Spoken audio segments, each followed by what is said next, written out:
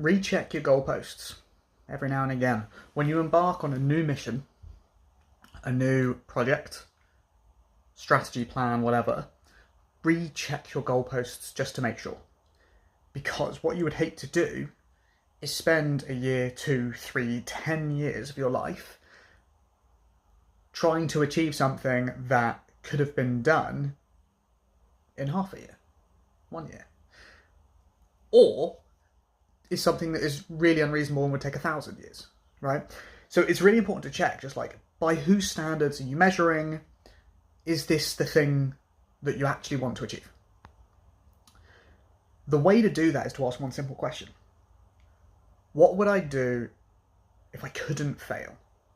Right? If you were guaranteed not to fail, what would that look like for you? What would you choose to do? With that new number, with that new perspective, now you might say, well, you know, I was looking at maybe hoping to double my business this year. Cool. What would you do if you couldn't lose, right? If you couldn't be wrong? Well, maybe I'd 10x it. I'd be like, okay. That's what you would do? Just 10? Okay, cool. 10x, wicked. What would it look like to be able to do that? And then work backwards and be like, well, for me to do 10x the sales, I have to do 10x of the marketing or the input. Okay, to be able to do that, do you have to have 10x the number of people that you currently have? Or is there a different system that you would have to use? Is social media and organic content the approach that you would then pick if you knew you couldn't fail? Or would it be paid ads because that's super scalable? Or would it be a cold call team and because it's super reliable? Would it be flyers? Again, reliable, scale, untapped markets, all this sort of stuff. Like, which would you pick and why? And what would it look like? It's important in this idea not to break maths, essentially. So figuring out how many people that would be, what the cost would look like, what would be required to get them on board, and do all this sort of stuff. And you can essentially figure out the entire plan of what it would look like to do that thing that you couldn't fail at. But it still has to be done, right? And the math still has to work, still has to make money, so on and so forth. So you've got the reality constraints within this, but you couldn't fail. What would that look like? And then at the end of it, say, well, like, what's the likelihood of this working? Then look at the downside, look at the upside, and say, is that a bet I want to take? And if it is, crack on. Right? So I had this exact example in March of this year, 2025. So the goal for my company this year was 3,000 students. Last year we did 100. Okay, so a 30x. And we had a real tough start to the year. We had 3 sales guys lined up to start. 2 no-showed on day 1, so we're left with 1. And basically we ended up having to work a lot to make up for the people who fell short, right? Weren't expecting a hiccup to happen all the time. Then that team didn't perform as expected, so then we tried a different method, got on new hires. That didn't work as expected. We've now had 2 fails, and we're like, okay, we've learned a lot from those 2.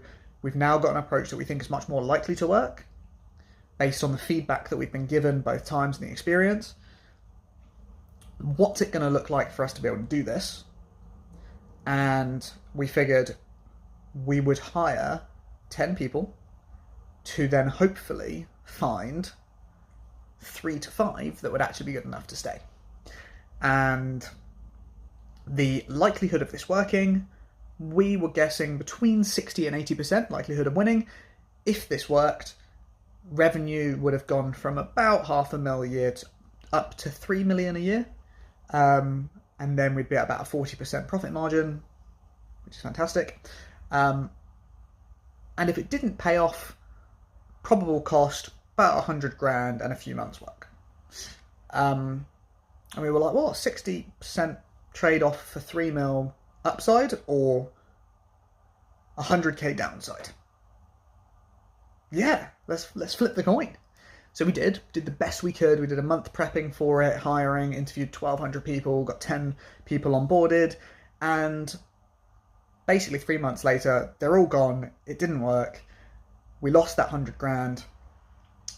And then we spent the next 3 or 4 months doing the work ourselves to come back out of the hole that we dug ourselves. But given the odds, again, with the possible upside and the possible downside, I'd still take that chance again, because if you did that every time in your life, as soon as you get that once, right, you get that first one land, if that 3 mil worked, now you do nothing. You do nothing different for an entire year. 40% profit margin on 3 mil is about 1.2. Is that right? Yeah, bang on 1.2. So now your coin flip just got you 1.2 million. So the next time that happens, you can say, okay, plus another 3 or minus 100 from a position of 1.2. So now you're looking at, 4 or 5 or 1.1.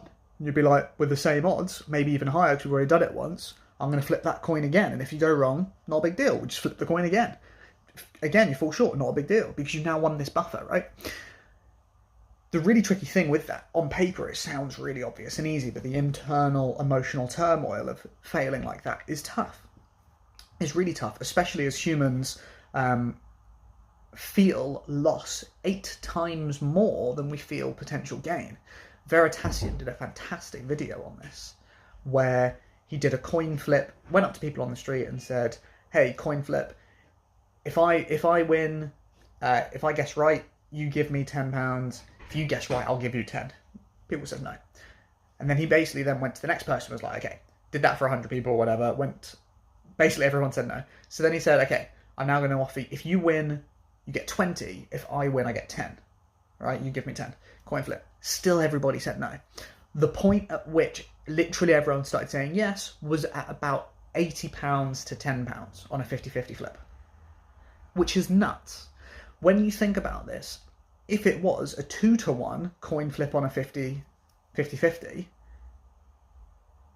you're just going to print money all day long if you've got a double upside or a single downside on a 50-50 flip. Because as long as you've got enough money to take a few flips, your chance of losing 8 in a row is 50% to the power of 8. So you halve it 8 times, it's less than 0.01% or something. It's so unlikely to happen, it's near impossible. It will happen for someone in the universe. But what is most likely is that plus 20, minus 10, 50-50, if you just do the maths of what's going to happen, is your wealth's just going to do this. And you'd coin flip that all day long. And lots of people don't look at the coin flip through the lens of the reality in your life of if you keep taking those, what it would end up looking like. Now, that being said, I've definitely learned things from the last time that we did this. And so my next approach won't be necessarily such a big play. It won't necessarily be, right, I'm going all in with 10 people. It might. The way I'm going to do it next time is increasing the leverage and just changing one cog at a time. One cog at a time. Make sure you work. Right, that works. Bank that onto the next one. So that we can build up a reserve of cash, a reserve of a system that works nicely, to then take a big swing like that, plus 3 mil or minus 100k for, that 60-40 win, like that. Because like I said earlier, if you have a mil in the bank, you get 10 shots, and the odds of being wrong at a 60% win rate 10 times in a row, near zero. And so if just one of those pop, you've now got so much more that it is essentially impossible, physically so improbable it's more likely to win the lottery sort of thing. So yes, the key takeaway here is recheck your goalposts if you're making a decision. And if you're just sat with your normal life, just ask yourself that question: what would I do if I couldn't fail? And what's the likelihood of success from that point? What does it look like? And is that worth taking? Because if it's a shot you want to take, just bloody well take it. At the very worst case, you get a story, right? And it also comes down to as well that a lot of people, when they do this exercise, realize what would I do if I couldn't fail, or what do I really want to do? It's something silly like, oh, I'd love to move to that country. Like, just do it. It sounds crazy, but like, just do it. The most of the things people want to do, you can just do. They're just choosing not to because, you know, there's a bit of legwork in it, or like there's potential downsides, blah blah blah. Like, just give it a shot, see what happens. You can always come back. Literally everything in life is a two-way door. If you don't like it, come back and reset up, and you've had a lesson, you had a crazy story, right? This is why I've been talking about it for ages. I wanted to get my motorbike license. So last week I had the money, so I just booked onto it. That's it. It's been a cracking week. So there you go. If this is your calling to do something you've been wanting to do, here it is. Crack on. You'd be pissed if you died and didn't have a shot. There you go. Have a great day. Peace.